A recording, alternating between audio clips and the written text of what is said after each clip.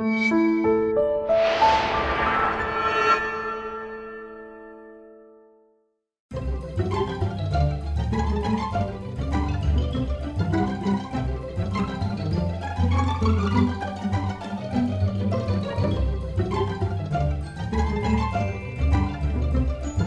everyone, this is the #1 show. I'm Captain Logan, and I'm here to bring you several new introductions to brand new comic book series, #1's one-shots and jumping on points. Today, we've got 6 brand new #1s, and we got an eclectic assortment of stuff today. Everything from cyberpunk to young adult fantasy to spy fiction, all kinds of stuff. Not just superhero this week, and not just big two. We've got actually quite a bit of independent stuff this week, and even I think a company that I've never reviewed before. So this will be kind of fun. Something for everybody today. And as always, I want to say thanks to Elite Comics in Overland Park, Kansas, for helping me out with the show. If you are in the Kansas City area at any point, make sure to check them out. They're great. We sure appreciate what they do for us here on Geekvolution. And now let's get straight into it. I'm going to try to go a little bit more lickety-split today because we've got so many books to cover. And so as I'm always going to try to do on this show, I'll give you kind of a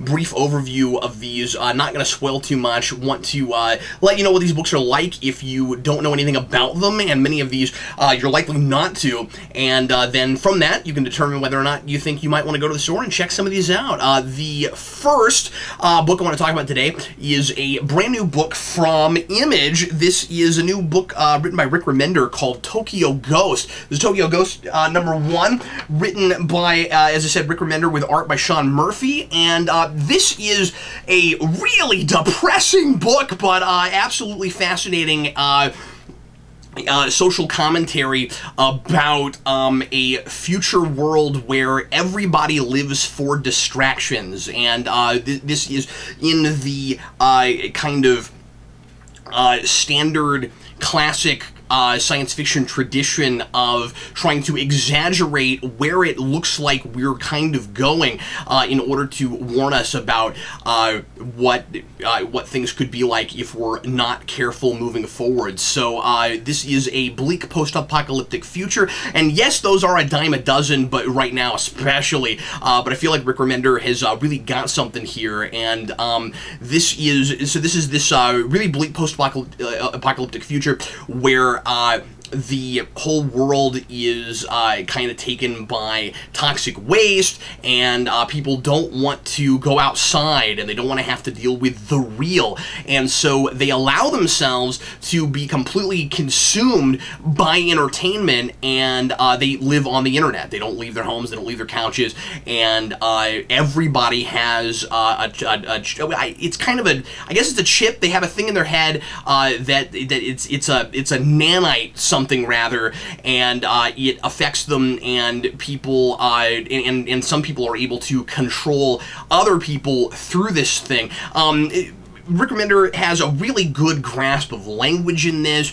He's got a really interesting mix of like modern slang and net speak, and then just like really dramatic kind of Shakespearean language in places, because these are people who are completely out of touch with reality and have lost their humanity. And so some of them are obsessively trying to find a way to get that back. They feel like they're missing something, and so you can buy drugs that make you feel certain emotions, and I thought that was one of the more interesting ideas in the book.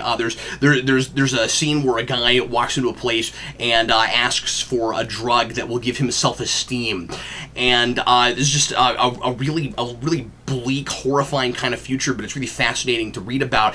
When I got finished with this, the first thing I wanted to do was unplug everything in my house and just go back into the woods. This is about it's going to kind of unfold, it looks like, into a romance, and it's about a woman who is the last person in Los Angeles who is still natural. She's not plugged in. She doesn't have the nanite thing in her head. And then this other guy that she fell in love with long before, who is completely consumed by this insane system and who has completely lost himself, and who she's hoping she can help him, you know, find who he is again. And this is, once again, this is called Tokyo Ghost. I'm not sure what the word ghost is a reference to yet, what that means yet for the series at large. I guess we'll see, you know, moving forward. But the idea by the end of this, hopefully this isn't giving too much away, but we're not in Tokyo at the beginning of this. The idea is that Tokyo is the last natural city left, and they've it seems given up technology, and so there's this kind of this excitement that's ramped up at the end about seeing what that place is going to look like, and that's kind of the cliffhanger in the mystery that keeps you wanting to read. This is a really interesting mix of things. This is kind of like, well, part of this feels like the future of Back to the Future 2 if Frank Miller got a hold of it. It's got hoverboards and stuff, but again, it's absolutely horrifying. This is, of course, also a very, you know, mature reader's book. This is not a thing, of course, that you want your kids to get a hold of, and it's, you know, got a lot of, you know, violence and profanity, and it's about the glorification of violence. So, of course, the violence in this is not gratuitous. It's frightening and awful, and it's about people who live life like it's a video game, and in thinking about it that way, it's very easy for them to just go around and mow people down, and it's really horrifying. But again, the social commentary is really good. Thinking about how, about just what place we could get to, how out of touch we could get if we're not careful with not just over-reliance on technology, but also being too distracted by too many different things and not having our own sense of identity and purpose and who we want to be versus what all these other things that are all vying for our attention want from us. I definitely recommend this if you're not completely sick of the post-apocalyptic thing yet. I'm finding it really refreshing lately to read things that aren't like this, just because I'm reading so much stuff like this, but this is kind of cream of the crop, I think, for that particular genre right now. It's definitely one of the best premises that I've seen for this kind of thing in a while. It's really creative, and I definitely recommend it. Oh, there's also kind of a fun little throwaway, the blink and you miss it reference to Black Science in this that I really appreciated. And Rick Remender is just a fantastic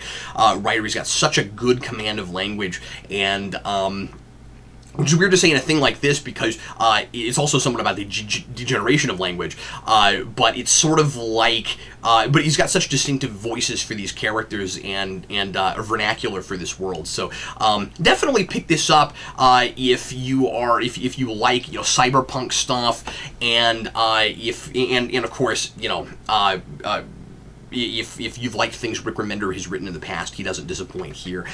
Next up, I'm going to talk about Dave 2. This is from IDW, and this is a book written by Ryan Ferrier with art by Valentine Ramon. This is, as the sequel would suggest, as the title would suggest, a sequel to another series, I guess called Dave, or D4VE. This is a book about a world of robots, and these robots once again, it's set in the future, and it's interesting reviewing these right after each other because they have a lot of things in common. But this is a very different book. It's got much quirkier and more comedic sensibilities. There's a black humor to that book, and this, I mean, a little bit here too, but this is a little bit cruder than that. This is a lot more for kind of a college sensibility, I think. This is about a world of robots that have all kind of taken their culture from our modern culture, from where we were before, and it's, again, social commentary about the degeneration of culture.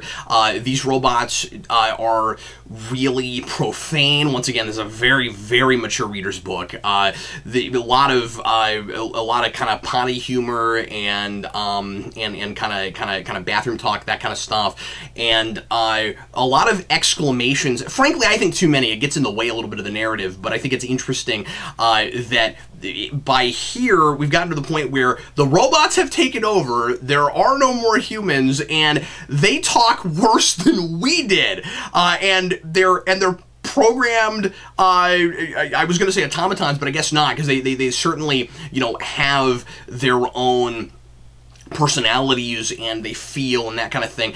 This has a lot of kind of sitcom elements where it's about a dad who has left his family to pursue his own interests, and I guess he saved that's Dave, he saved the world, and now he's like really super full of himself. He's a narcissist, and he hasn't been a very good father, and he hasn't been a very good husband and role model to his family. So this is about that dynamic and all of those things. I liked some things about this.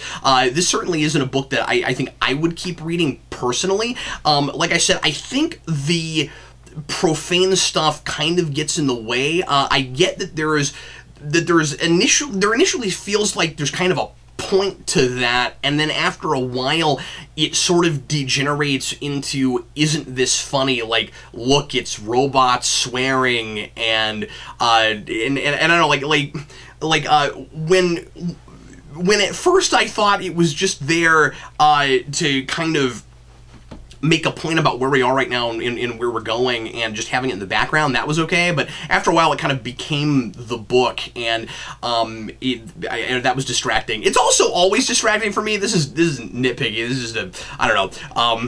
This is a quirky thing you see in comics, but like, it's always really distracting for me when people speak with numbers in the middle of a word, you know, in a balloon, because I'm like, I don't know how you're like pronouncing that. It's like D4VE, like Dave. Well, when you're speaking in the balloon, that should be an A, because but it's not, because that's his name. So we just write, you know, what the actual name is. And see, they're robots, so they have numbers in their names, and they're all like that. There's a guy named Steve, and all the E's are 3s.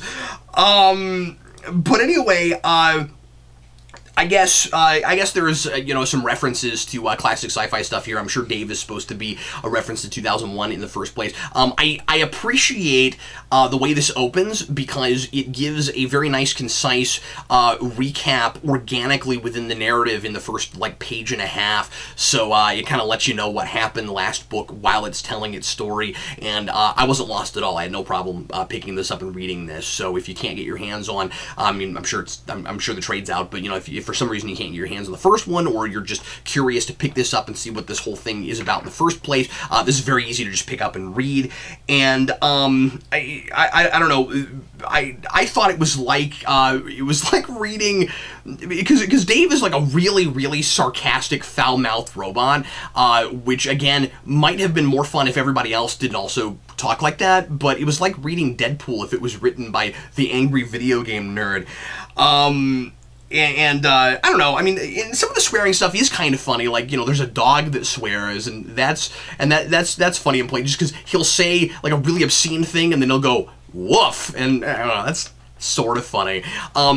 I wasn't real into this until the last page, and the reveal at the end, the cliffhanger here, really did get me kind of intrigued to keep reading. So I don't know, I may try out the second issue myself. This is not for me really, but there definitely is an audience for this, and if you like that kind of crude humor thing mixed in with your science fiction, this is definitely a good book for you. And again, still about the degeneration of language, but bordering on being a part of it as opposed to just commenting on it. So anyway, that's how I felt about that one. Let's move on now to a book that I really enjoyed called The Paybacks. This is published by Dark Horse. Really just running the gambit this week on publishers. The Paybacks, Dark Horse. This is written by Donnie Cates and Elliot Rahal, with art by Jeff Shaw. I love this premise. I also really love that the premise is given to us in the very opening panel. It really sucks you in right away, and you know everything you need to know in the first panel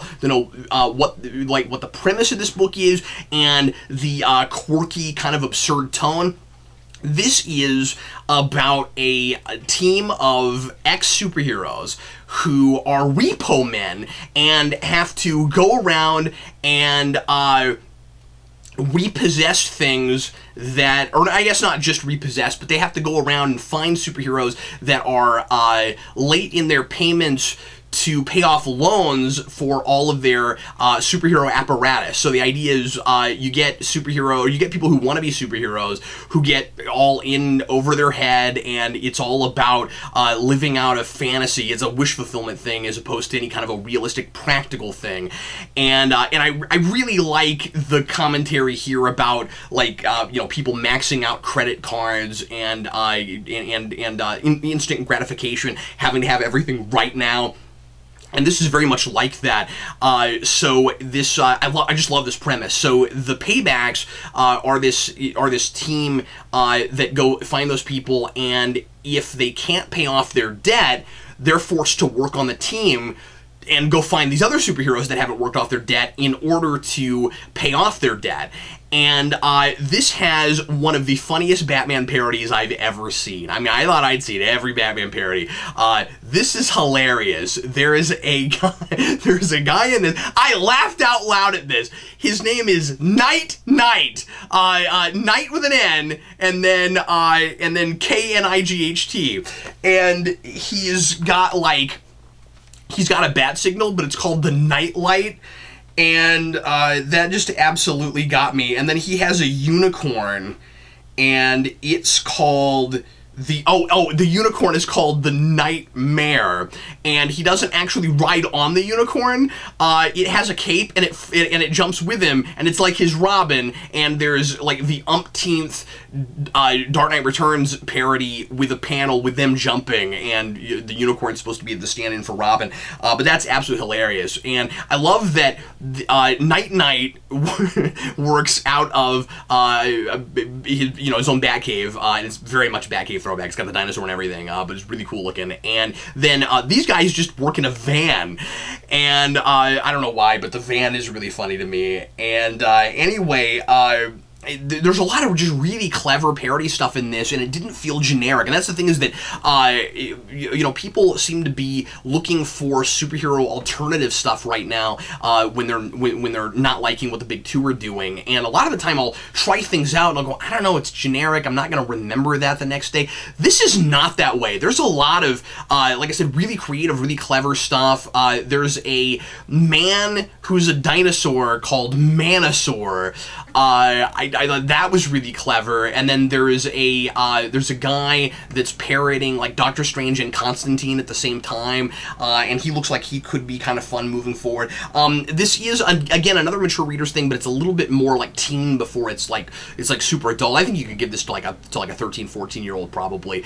But anyway, the cliffhanger at the end certainly made me want to keep reading, but I want to keep reading anyway. I thought this was really fun, and there are a couple things that reminded me of the Tick, and then there was one reference where immediately I went, this guy definitely knows the Tick. And so, like, if you like that kind of quirky stuff, and that's your bag like it is mine, definitely pick up the Paybacks. This is a really unique kind of thing that, like I said, the premise is just immediately fun, and I think it's getting a lot of mileage out of these superhero parodies.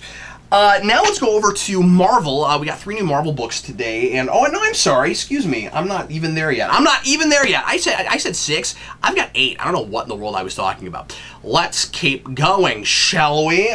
We've got a new book called Awake #1. Well, new book's redundant because that's what all this is. Awake #1. This is published by Action Lab. Again, I don't think I've ever reviewed anything by Action Lab, and this is a kind of young adult fantasy thing by Susan Beneville with art by Brian Hess. And I really like the art in this quite a bit. It's got a nice kind of whimsical, cartoony sensibility to it. This is about magic users and a girl who has a connection to the heart of the planet. And once we find out what that means by the end, it's kind of interesting and not at all what I expected. given what was going on at the beginning, it does a pretty good job of subverting your expectations by the end. I don't have a real clear sense of this world yet. There's a talking dog-like thing that helps this girl out, and they're on an adventure going to the center of the Earth to try to find the heart of the. I say Earth. It's not mentioned if this is the Earth, so it just keeps saying the planet. So it might be a reveal later whether or not this is Earth or it's something else. But anyway, So we have this dog that talks and is kind of her guide, and then we have this cat that doesn't talk, and but also kind of plays its own role in the whole magic thing. And then there's a guy that also has his own magic that's in a subplot that I don't know where that's going yet, but getting a little bit of his background that was kind of charming. And there's a story about his dad that I thought was heartfelt and well put together.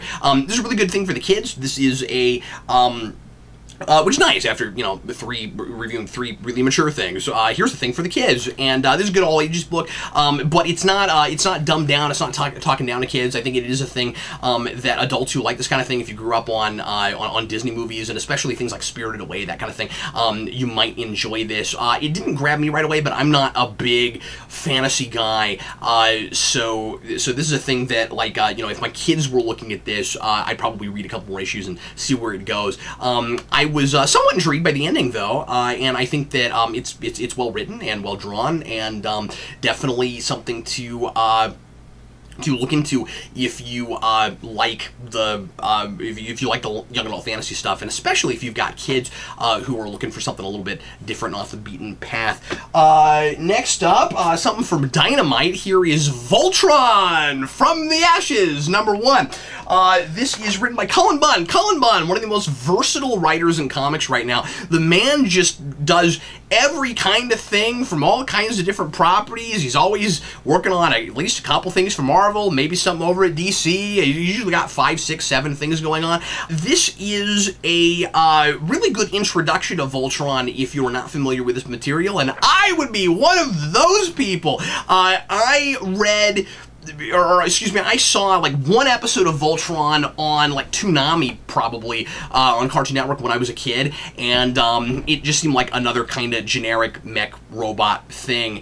And this does a really good job of introducing you to the material if you're not familiar with it. This is really easy to just pick up and read. There's a nice little paragraph blurb in the inside cover that tells you the premise of Voltron if you're not familiar with it. But even if you didn't read that, it'd be pretty easy to pick this up and just read it and easily figure out what's going on here. So the idea is that Voltron had like a final battle 200 years prior to the main events in this series, or in this issue rather, and what happens is you've got some monks that are training these kids to pilot Voltron in case anything horrible ever happens again. And one of the kids, Jace, isn't taking it seriously because it's been so long. He doesn't think anything remotely bad will ever happen. And then, of course, bad things are on the horizon. There's a big bad here who is probably a big bad from the series, but I'm not familiar with the series, so I don't know. But she seems like kind of, you know, two-dimensional and generic, but she might be more interesting as things go on. I get a sense from this that like this is very, you know, early 80s cartoon show, but then with a hint of maybe being a little bit more complex than that as it moves along. The art in this is spectacular. It does a really good job of capturing what that show looked like, and I also really like the panel layouts in capturing the pacing of that show, the kind of frantic, action-packed pacing of that show, in putting a whole lot of panels on a page and popping in and out of seeing the kids piloting the Voltron and then seeing what Voltron is doing. Once again, a cool thing for the kids, but also if you are a Voltron fan, this probably won't disappoint. I would imagine it was a lot like the one episode I saw of Voltron, and I mean, I imagine that this will be a thing that probably nobody would think to pick up unless they already were Voltron fans. But once again, if you have kids that really like Power Rangers or like other things that are about like monsters and robots fighting, this is really action-packed, action-driven, but also looks like it might have some characters that we can root for moving on. Okay, finally, Marvel. Yes, moving on to Marvel. Okay, 3 Marvel books, and the first one is, we've got 2 books that are these 50 Years of S.H.I.E.L.D. one-shot. I think these are one-shots. I don't think they're beginning new series. These are, at any rate, these are standalone stories. The first one is Agent Carter #1. This is written by Catherine Ammonen with art by Rich Ellis. I liked pretty much everything about this. Once again, this is a really easy book to just pick up and read, especially if you are familiar with the Agent Carter TV show. This is, of course, not in that continuity. This is in regular Marvel, and this is set in 1966. So, of course, it's pre-Secret Wars. So it's got that going for it. If you're kind of sick of Secret Wars, or I mean, I'm not. I love it. But if you don't like the reboot thing, or you're kind of sick of Secret Wars, you want something a little bit different. This is a great book to pick up because it is kind of a fill-in story set in 1966 about, well, I don't want to give too much away, but basically it's a fun adventure with Agent Carter and Sif. Both of these books heavily drawing from what the TV shows have been doing lately, trying to kind of capitalize on the characters that have been showing up there and made popular in those shows. And I think we have kind of this consistent branding thing going on with Marvel right now, where for whatever reason Marvel feels like we need to make sure that the comics are focused on the stuff that the movies and the TV shows are also. So a lot of Inhuman stuff. This has Inhuman stuff in it, and then this puts Sif and Carter together. But the writing in this is really good. It's wonderfully sharp-witted. I love the banter between Sif and Carter, and I love how thoughtful Carter is. She is in trying to understand the Asgardians. Well, and I like how thoughtful Sif is too, because they have this kind of mutual admiration for each other, and I found that really engaging and fun to read about, where Agent Carter is trying to understand gods. They're supposed to be able to do anything, but she's trying to get her head around this relativism where they appear like gods to us, but they actually don't live forever. It just feels like forever because compared to us, it is. We don't get to live that long. And there's this wonderful moment where Sif is trying to prove that there are things that she can't do, and she says, "I can't swim," and Agent Carter doesn't believe her, and that's it's really natural how that comes out in the conversation, and then a few pages later it pays off. We've got yet another helicarrier that can't stay in the air, but it's not Goofy. There turns out to be a really good reason for that, and it starts to, at the end, of course, delve into all the things that that S.H.I.E.L.D. is often about, which is whether or not Nick Fury can trust anyone, and whether the system that this spy organization has really makes sense, or if they should follow Agent Carter's lead more, which is to give people the benefit of the doubt. I really liked this, and I think folks should pick it up if you want a nice sit down and read it and be done with it, and not have to have any other investment. There are some references, I guess 1 or 2 references to what was that? The other Agent Carter thing that happened recently, and that's not a thing that you have to read this. There's really no prerequisites. So, Project Sin. That's right. And I like and I like the subtle gender stuff in this. I don't think it's too heavy-handed and obnoxious, but there's some stuff with men kind of expecting Agent Carter to have different priorities than she does because she's a woman, and she tries to really downplay her gender, and I think that's handled pretty well here. So all in all, this is quite good, and especially if you like that show, and if you like, spy fiction, this kind of thing, definitely pick that up. Next up, real quick, it's Quake #1. This is written by Matthew Rosenberg and Patrick Kindlin, with art by Daniel Warren Johnson. I wasn't in love with this. It's all right. This, once again, trying to capitalize on characters from the TV shows. So Quake, of course, is Sky from that show, or Daisy, which is her real name. Because of that, we're dealing with the Inhumans in this, and basically the premise here is Quake is put on a mission with the Avengers and doesn't understand where she fits in. She can't figure out what her role there is, because everybody that's on this mission seems to have their own role, and her whole thing is she doesn't like superheroes. She doesn't like the Avengers because, and this is a little bit vague, and that's the thing I don't like about it, is that somehow or rather they seem too different to her than soldiers. She's like, I'm a soldier, we don't do things like the Avengers do. The sense I get is that she thinks that somehow or rather, because they're superheroes and they're not you know, like disciplined soldiers, that they're like less moral or something than regular soldiers. And I don't really know what the difference is, especially with Captain America there, and there's really no discussion of that. She acts like these are just a bunch of rogue vigilantes that are running off on their own, and that's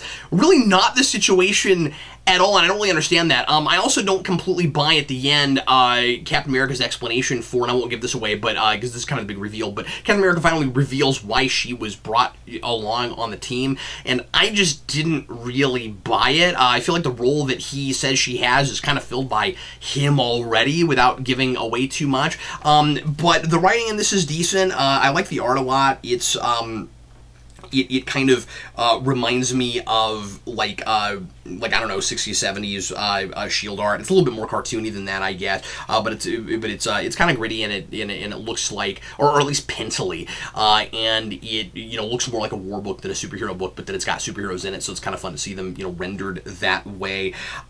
This is, you know, I mean, I don't want to say this is skippable. I guess both these books are skippable, but I didn't enjoy this nearly as much as I did the Agent Carter issue, and it's, I don't know, it's just okay. Lastly, Captain America White #1. This is written by Jeff Loeb, of course, with art by Tim Sale, in the tradition of things like Daredevil Yellow and Spider-Man Blue.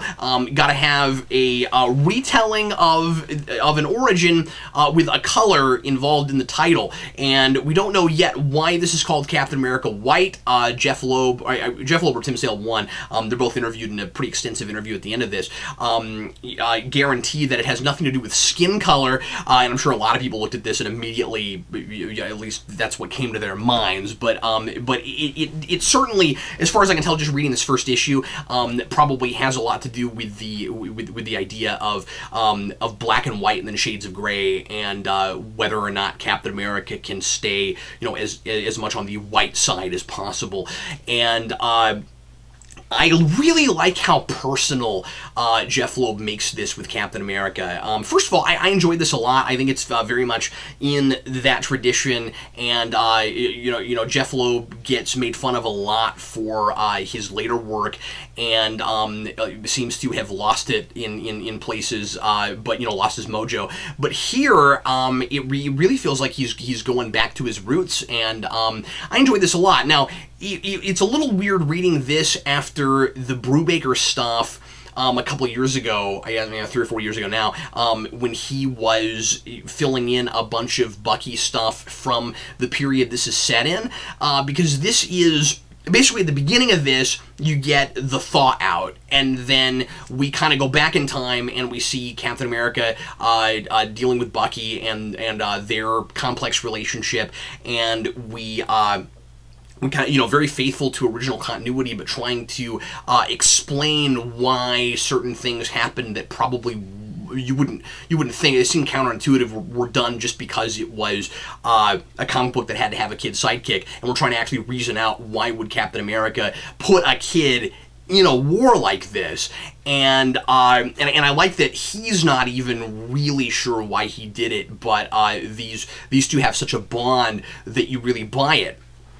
And so anyway, but like I said, it's a little bit strange to revisit this material, and it feels kind of like, I mean, if you've never read a Captain America origin before, you might get more out of this, but then it's not over yet, and this is just the first issue. So I mean, I was certainly enjoying it, but it did feel like kind of retread kind of territory that I've been through before. Not just because it's a retelling, but like even the way it's retold. There's some stuff where I'm like, I kind of feel like we've dealt with this before. But the big thing that I really appreciated was the way Captain America thinks about death and the weight he puts on on mortality and having to kill other people and what it means to take a life. That was the big thing that I really took from this first issue. This is a big, oversized $5 first issue, filled with full-page spreads that ought to be pinups. This is Tim Sale, very much on his game, drawing just as well as anything I've ever seen from him. It's just absolutely a sight to behold, and if you like any of the other Jeff Loeb and Tim Sale stuff, definitely add this to your collection. And if you've never looked at their stuff before and you like Captain America, you are absolutely in for a treat. Definitely pick this up. Everybody, thanks as always for watching. Sure appreciate it. Once again, if you are ever in the Kansas City area, check out Elite Comics in Overland Park. They're a great store. They do a lot for us. We really appreciate them. If you ever want to send us anything to review on the Comic Vault, you can always send packages to our P.O. Box, and the address is there on your screen. And if there is anything in the coming weeks coming out that you want to make sure that I try to review as far as brand new series or one-shots or jumping on points, feel free to leave comments. Once again, this was from now when this will be posted, from a previous week, these issues, but most of these are probably likely to still be easily gotten, and this will help you decide if you want to look into series if you missed the first issues. I'm going to continue to do these every week, and wanted to go ahead and, like I said, get started on this earlier and get a couple of these made even before we brought the channel back, because there's a lot of new series starting, and I wanted to kind of get in the groove of this show. So anyway, thanks a lot for watching. Sure hope you enjoyed it. I'm Captain Logan, and happy reading.